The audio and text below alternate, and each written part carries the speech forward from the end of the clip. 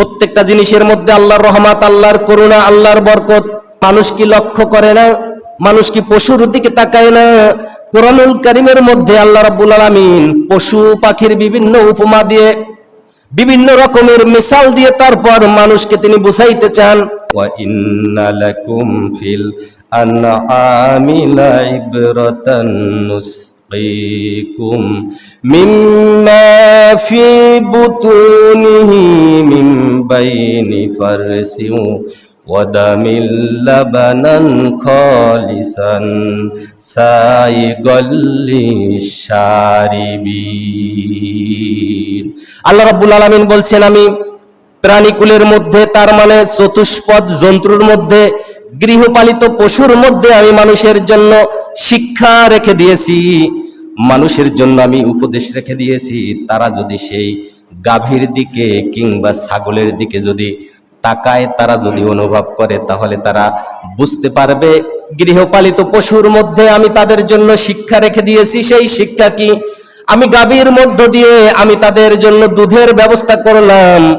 গাভীর ভিতরে একদিকে পায়খানার রাস্তা, অন্যদিকে গোশত, রক্ত, মাঝখান দিয়ে আমি আল্লাহ রাব্বুল আলামিন মানুষের জন্য সুস্বাদু দুধের ব্যবস্থা করে দেই। বলি সুবহানাল্লাহ।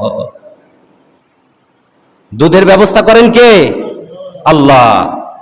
গাভীর মধ্য থেকে আল্লাহ রাব্বুল আলামিন বলেন, বান্দারে একবার লক্ষ্য করো, গাভীর দিকে একবার তাকাও। এই গাভীর মধ্যে তোমার জন্য কত উপকার, কত কল্যাণ আমি রেখে দিয়েছি।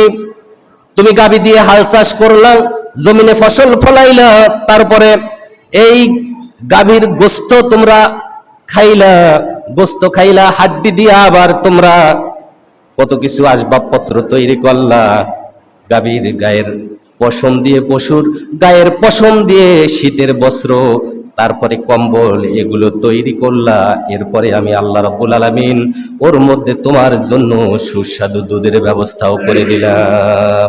এত নিয়ামত দেওয়ার পরেও মানুষ আল্লাহর অকৃতজ্ঞতা প্রকাশ করে, মানুষ আল্লাহর শুকরিয়া আদায় করে না। আমার আল্লাহ কয়, বান্দারে শুকর আদায় যদি করো, আমি আল্লাহ রাব্বুল আলামিন নিয়ামত আরো বেশি গুণে বাড়াইয়া দেব। লা ইন শাকারতুম লা আযীদান্নাকুম ওয়া লা ইন কাফারতুম ইন্না আযাবি লাশাদীদ। আমার নিয়ামতের শুকর যদি আদায় করো বান্দা, নিয়ামত বেশি করে বাড়াইয়া দেব। আর শুকর যদি আদায় না করো, মস্ত বড় শাস্তি আমি রেখে দিয়েছি।